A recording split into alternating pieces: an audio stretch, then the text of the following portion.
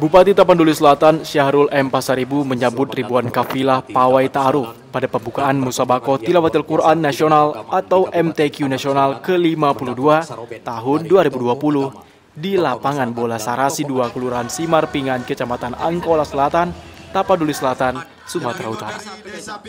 Acara pembukaan MTQ Nasional ke-52 ini dimulai dengan pawai ta'aruf yang diikuti 80 kontingen dari berbagai elemen masyarakat, mulai pelajar, ibu-ibu pengajian, pemuda, BKPRMI, BKMT, grup drum band, serta barisan kori-koriah, bahkan barisan umat Kristiani.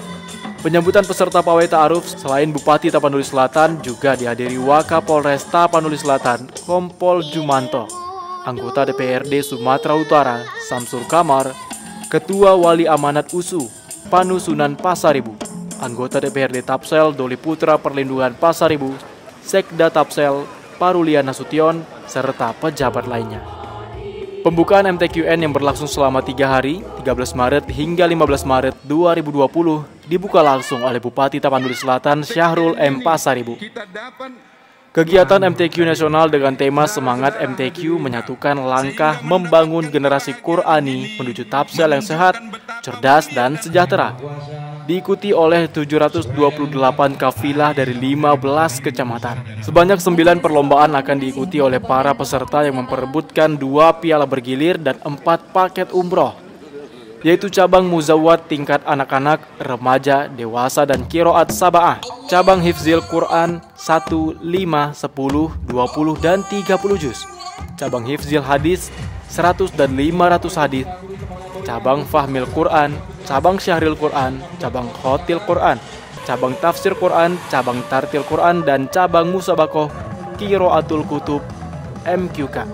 Ada 9 dengan jumlah kafilah ya, dari 15 kecamatan, 580 orang, terdiri dari 15 kecamatan. Jadi kita berharap melalui MTQ sesungguhnya tidak hanya untuk mencari juara, tapi bagaimana untuk lebih memasyarakatkan dan para umat Islam, utamanya remaja dan anak-anak, termasuk yang baru dewasa, agar lebih mencintai baca tulis Al-Quran. Dengan demikian juga secara bertahap memaknai semua kandungan isi Al-Quran untuk bisa dinyatakan dalam kehidupan kesehariannya. Manakala itu bisa dilakukan dengan baik, tentu akhlak dan moralitasnya itu bisa baik, dan saya kira juga termasuk tuntutan bangsa. Moralitas itu penting. Jauh barangkali lebih penting moralitas yang tinggi daripada orang sekedar pintar saja. Pintar tanpa moral itu tidak dibutuhkan oleh bangsa kita.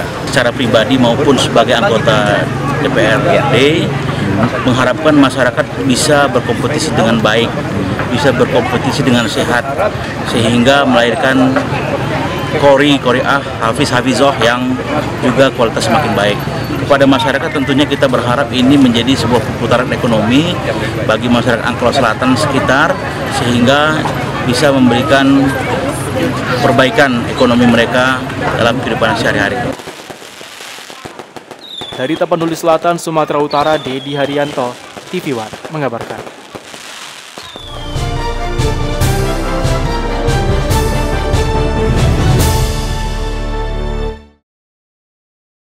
Perpecahan Peradi yang saat ini memiliki 3 ketua umum dengan formasi kepengurusan masing-masing bakal berakhir.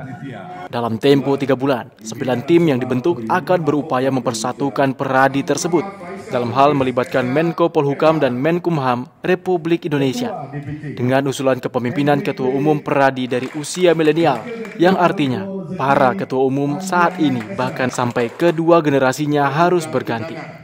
Pasca Munas tahun 2015 lalu timbul perpecahan di Peradi. Peradi terpecah menjadi 3 organisasi dengan kepemimpinan berbeda-beda. Dalam hal ini perpecahan mengerus wibawa dan martabat profesi advokat.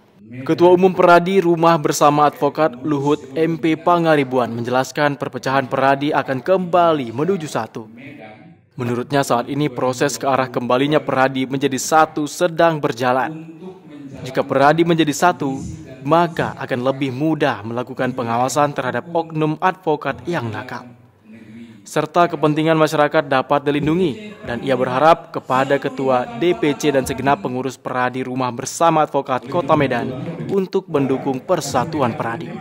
Jadi kalau organisasi itu solid, satu, maka pengawasan terhadap advokat yang mungkin ada nakal atau ada oknum advokat, maka bisa ditindak secara efektif.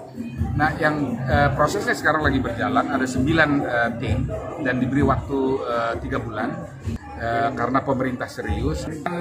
Selalu ada pro dan kontra kan gitu ya. Cuma kan kalau untuk berdamai itu kan harus kedua belah pihak. Dari Medan, Sumatera Utara, Yoga Syahputra, TV One mengabarkan.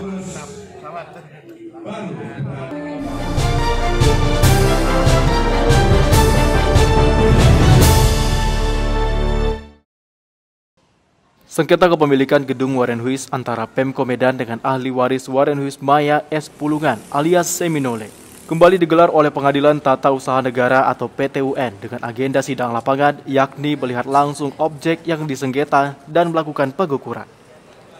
Sidang lapangan Pengadilan Tata Usaha Negara atau PTUN Medan yang diketuai oleh Majelis Hakim Februartiati Senin siang kembali digelar dengan agenda sidang lapangan. Ketua Majelis Hakim Pengadilan Tata Usaha Negara atau PTUN Medan meninjau dan melihat langsung kondisi gedung tua Warenhuis yang terletak di Jalan Ahmad Yani 7 Hindu, Kelurahan Kesawan, Kecamatan Medan Barat, Kota Medan, serta melakukan pengukuran dan tapal batas terkait lahan yang disengketakan seluas 6.000 meter persegi. Hakim Ketua Februartiati sempat menanyakan kepada kedua belah pihak antara penggugat dan tergugat terkait sejarah bangunan dan luas ukuran lahan gedung Warenhuis. Namun pihak Pemko Medan yang diwakili Rahma dinilai tidak mampu memberikan penjelasan yang lebih rinci terhadap batas-batas luas lahan objek sengketa kepada majelis hakim. Secara jelas kita saksikan bahwasannya pengukuran oleh batas-batas oleh pihak pengadilan untuk disaksikan oleh pihak penggugat dan tergugat intervensi. Karena pihak Pemko sendiri tidak bisa menentukan batas-batas titik gedung ini. Ini kan membuktikan mereka selama ini ya kan tidak tahu batas-batasnya, dan BPN sendiri juga harusnya kan lebih meneliti ya pengajuan hak pakai oleh Pemko. Dari Medan, Sumatera Utara, Ahmid Al-Yauzar, TV One mengabarkan.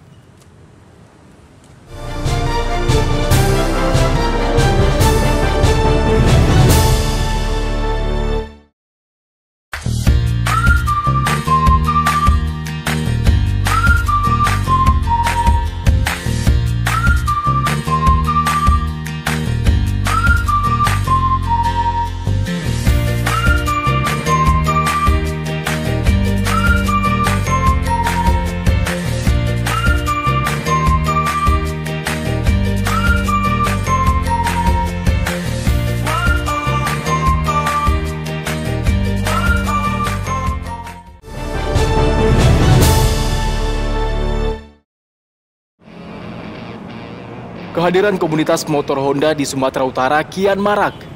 Komunitas motor dengan beragam tipe motor masing-masing tersebut menjadi wadah menunjukkan eksistensi serta mengembangkan kreativitas bersama. Komunitas atau klub motor Honda di Sumatera Utara kerap kali melakukan kegiatan kumpul bersama yang disebut dengan Kopdar. Klub-klub yang tergabung dalam Sumut Honda Bikers tersebut tidak hanya sekedar berkumpul, tetapi juga memberikan edukasi pentingnya safety riding. Kita melakukan safety induction ke semua anggota, terutama untuk berkendaraan baik dan benar. Dari sisi kelengkapan berkendara seperti surat menyurat, seperti SIM dan STNK. Kemudian yang paling utama bagi kami adalah menggunakan standar berkendaraan yang baik dan benar, seperti helm, sepatu, sarung tangan. Sebagai bentuk kepedulian, anggota klub yang kedapatan tidak memperhatikan perlengkapan keselamatan berkendara akan diberikan sanksi tertentu.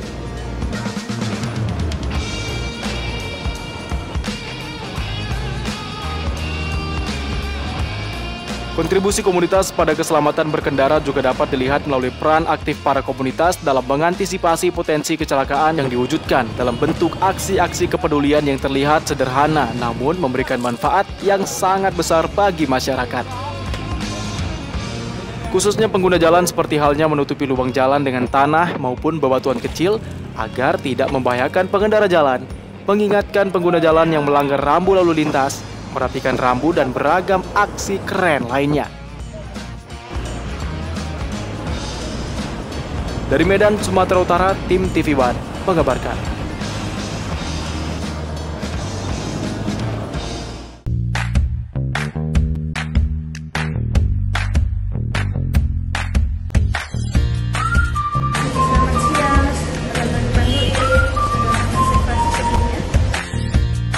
Saya sudah reservasi via aplikasi.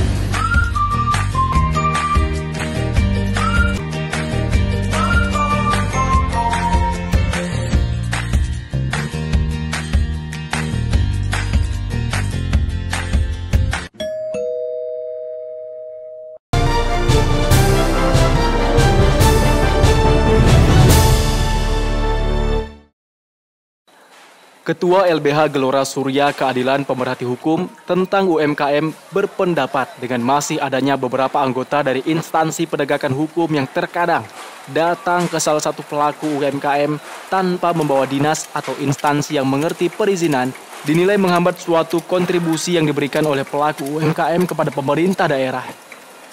Menurutnya, seharusnya pihak instansi penegakan hukum membawa dinas terkait dan melakukan pembinaan di lokasi-lokasi pelaku UMKM di Sumatera Utara yang masih banyak belum mengetahui perihal pembinaan dan beberapa peraturan tersebut. Untuk memberikan rasa nyaman bagi para pengusaha atau investor khususnya di Sumatera Utara, sebaiknya diminta kepada seluruh instansi terkait yang terlibat dalam hal membuat peraturan dan kebijakan yang tidak melanggar dari prosedur hukum maupun peraturan daerah. Diketahui beberapa waktu lalu kegiatan investasi di bidang UMKM di Sumatera Utara sangatlah banyak. Maka oleh sebab itu diperlukan bimbingan dan pengarahan sesuai dengan prosedur yang berlaku. Jadi soal UKM tentu kita akan selalu koordinasi itu dengan instansi lintas sektoral. Kan ada dinasnya, ada Pemprov yang menangani gitu ya. Tentu kalau itu sudah proses penyidikan, kita kan tidak ahli. Kita akan panggil saksi ahlinya. Polisi datang ke sarana produksi untuk melakukan pemeriksaan izin ya, harus didampingi oleh instansi terkait agar kalau memang ada temuan-temuan bisa langsung dibina di tempat gitu. Dibina di tempat, diberitahu kalau memang pelaku usaha itu membandel, barulah diberikan tindakan. Dari Medan, Sumatera Utara, tim TV One mengabarkan.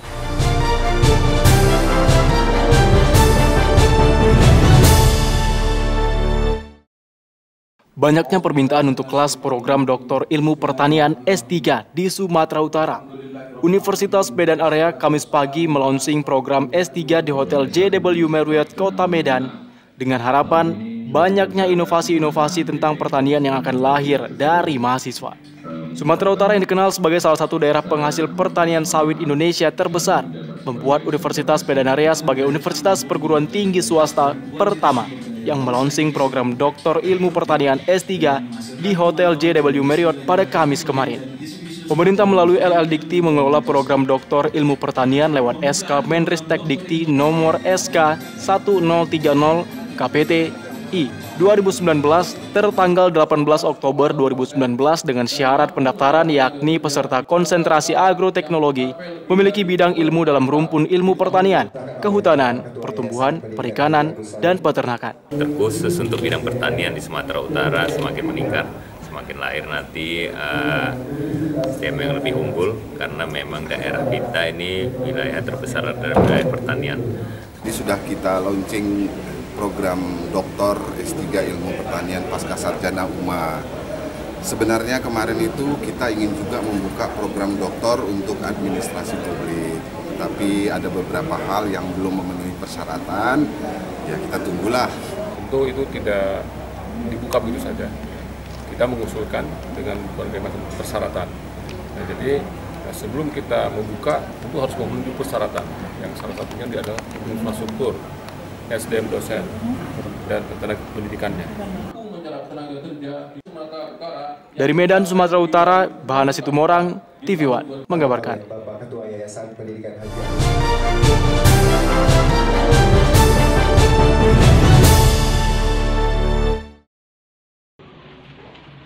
Sidang kasus dugaan penipuan dan penggelapan dengan terdakwa Halim alias Akiem, warga Jalan Platina Raya, Kelurahan Titipapan, Medan, Deli, digelar di Pengadilan Negeri Lubuk Pakam. Sidang di Labuan Deli dilanjutkan. Sidang sebelumnya, hakim menolak pembelaan terdakwa yang dibacakan pengacara terdakwa Rabu lalu. Dalam sidang itu terungkap Akiem melakukan penipuan terhadap 2 agen importir, yakni Daniel dan Diana, warga Pasar 8 Desa Manunggal, Kecamatan Labuan Deli, hingga menimbulkan kerugian mencapai 1,5 miliar rupiah. Saat jatuh tempo pembayaran, terdakwa berdalih dan menghindar agar tidak menyetorkan uang pembayaran pesanan barang tersebut. Dalam rentang waktu beberapa bulan pada 2019, terdakwa terus melakukan pemesanan kedelai dari kedua korban. Rata-rata order pengiriman mencapai 4 ton per hari. Dari fakta sidang itu, eksepsi ditolak hakim dan diminta supaya sidang dilanjutkan. Majelis hakim yang diketuai Rahmadini dan 2 anggota hakim mendengarkan keterangan 2 saksi korban, serta menunjukkan barang bukti kwitansi pengambilan barang terdakwa pada korban. Loh, Bang, ada niat mau bayar utangnya? Jangan malu-malu lah, jawablah. Terdakwa melakukan penipuan dan penggelapan pembelian kacang kedelai senilai 1,5 miliar rupiah atas 2 korban untuk kebutuhan industri. Hasil penjualan tidak disetorkan ke kedua korban, sehingga utangnya menumpuk dan terdakwa tidak ada niat baik untuk membayarnya. Sementara itu, sidang kasus ini akan dilanjutkan minggu depan dengan agenda pembacaan tuntutan jaksa penuntut umum terhadap terdakwa.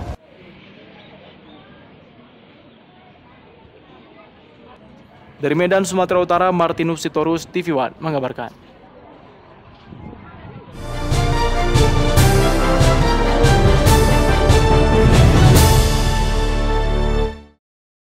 Penyelenggaraan Musabaqah Tilawatil Quran Nasional tingkat Kabupaten Mandailing Natal ke-19 dipusatkan di lapangan Raja Batu Blok C, Komplek Kantor Bupati Mandailing Natal, Sumatera Utara. MTQN ke-19 ini diawali dengan pawai ta'aruf oleh 23 kafilah dari 23 kecamatan di Mandailing Natal serta sejumlah sekolah madrasah di Mandailing Natal. Pada malam harinya, Bupati Mandailing Natal Dahlan Hasan Nasution membuka secara resmi penyelenggaraan MTQN ke-19 ini di lapangan Raja Batu Blok C. MTQN ke-19 tahun ini diikuti oleh sekitar 507 peserta mulai dari anak-anak hingga dewasa. Bupati Mandailing Natal Dahlan Hasan Nasution berharap agar kegiatan ini tidak sekedar perlombaan melantunkan dan menghafal kitab suci Al-Quran, melainkan agar menerapkannya dalam kehidupan sehari-hari.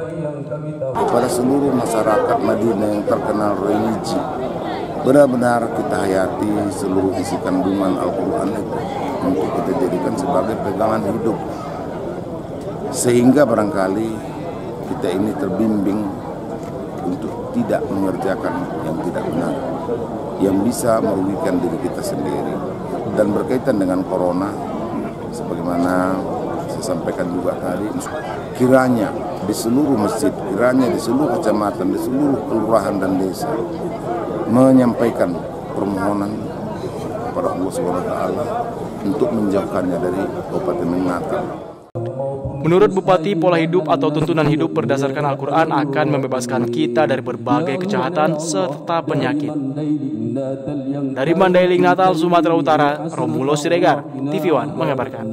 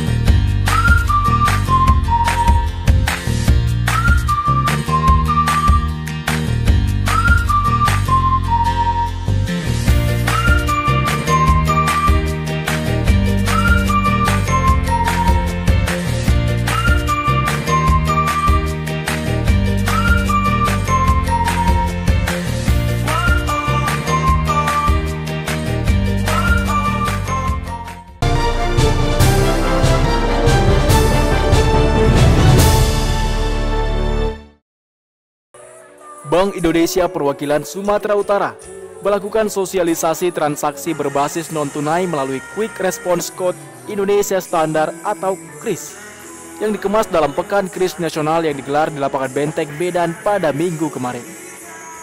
Kepala Perwakilan Bank Indonesia Sumatera Utara Wiwi Sisto Widayat menyebutkan di Sumatera Utara jumlah merchant yang telah menggunakan KRIS sebanyak 108.000 merchant. Dari angka itu sekitar 66.000 berasal dari kota Medan.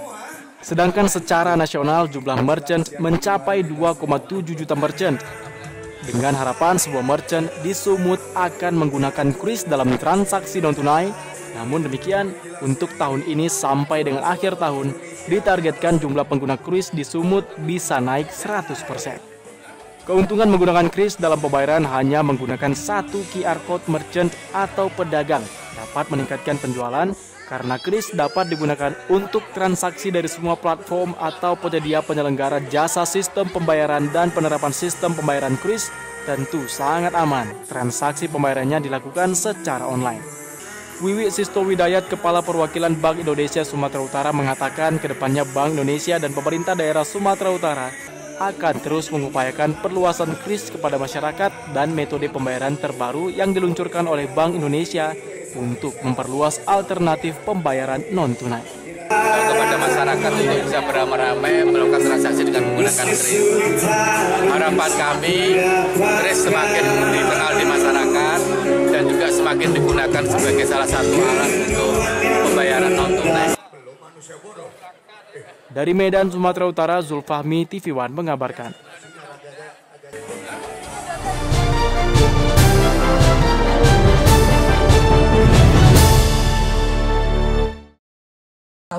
Guna mencari para hafiz Al-Quran, Yayasan Haji Anif menggelar pelaksanaan Musabakoh Tilawatil Quran kedua yang berlangsung mulai 15 hingga 22 Maret mendatang di Masjid Al-Musanif, Jalan Cemara, Medan. Tahun ini pelaksanaan MTQ Yayasan Haji Anif diikuti sebanyak 1.060 orang peserta yang berasal dari berbagai provinsi di luar Sumatera Utara, yakni Aceh, Sumbar, Pulau Jawa, bahkan dari Kuala Lumpur, Malaysia. Perlombaan Musabakoh Tilawatil Quran digelar Yayasan Haji Anif dengan 2 cabang yakni tahfiz Quran dan tilawah, yang diantaranya diikuti 300 tahfiz putra, 300 tahfiz putri, 230 tilawah putra, dan 230 tilawah putri. Nantinya setiap pemenang MTQ selain mendapatkan uang tunai, pihak Yayasan Haji Anif juga memberangkatkan umroh. Pada acara pembukaan Musabakoh Tilawatil Quran Yayasan Haji Anif turut dihadiri Gubernur, Wakil Gubernur Sumatera Utara, sejumlah kepala daerah dan tokoh masyarakat Sumatera Utara. Tentunya kita jangan lupa mengucapkan. Ya, pertama harapan kita dengan ada MTQ ini makin menambah semangat, minat, dan keseriusan anak-anak kita untuk membaca Al-Quran, menghafal Al-Quran. Kedua, dengan hadirnya nanti juara-juara di MTQ ini bisa juga menjadikan nanti cikal bakal untuk Sumatera Utara menuju MTQ nasional. Dalam acara MTQ ini juga digelar penyerahan penghargaan dari Museum Rekor Indonesia kepada Haji Anif sebagai satu-satunya tokoh pertama yang merayakan hari ulang tahun dengan perlombaan MTQ terbanyak secara perseorangan. Sedangkan puncak acara peringatan ulang tahun Haji Anif akan diisi dengan tausiah dari Ustadz Haji Abdul Somad. Dari Medan, Sumatera Utara, Zulfahmi, TV One mengabarkan.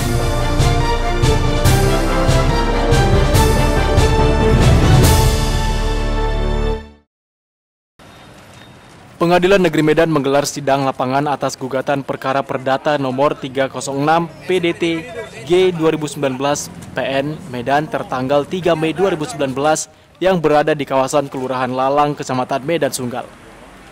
Sidang dengan beragendakan pemeriksaan objek perkara lahan bersengketa dengan seluas 29 hektar tersebut turut dihadiri perwakilan BPN wilayah Sumatera Utara serta pihak berperkara, yakni ahli waris Haja Rahima selaku penggugat dan pihak tergugat Johnson Lumban Tobing, guna melakukan pengukuran ulang kembali atas lahan Grand Sultan nomor 525. Pada sidang lapangan ini, 2 majelis hakim Pengadilan Negeri Medan yakni Domingus Silaban dan Somadi langsung turun ke lokasi guna mengetahui dan mencocokkan objek sengketa secara pasti letak di mana lokasi perkara tersebut. Sidang lapangan atas gugatan perkara perdata dilakukan Pengadilan Negeri Medan agar proses kasus sengketa lahan tersebut dapat kembali dilanjutkan oleh Pengadilan Negeri Medan. Ya itu aja, jadi kita mencocokkan objek sengketa. Jumlah luasnya Pak berapa ya lahannya? Luasnya lebih kurang 27 hektar. Ada di gugatan, kan yang nggak bawa gugatannya. Gitu ya. Itu aja ya. Nah, dalam rangka melihat lokasi atas gugatan perkara perdata nomor berapa? 307. 306. Di dalam nomor 306 PDTG 2019 PN Medan tertanggal 3 Mei 2019, Hajar Rahimah selaku penggugat saat ini menggugat sebanyak 26 pihak. Di antaranya 6 instansi dinas pemerintahan Kota Medan yang kini berkantor di atas lahan sengketa tersebut. Dari Medan, Sumatera Utara, Zulfahmi, TV One mengabarkan.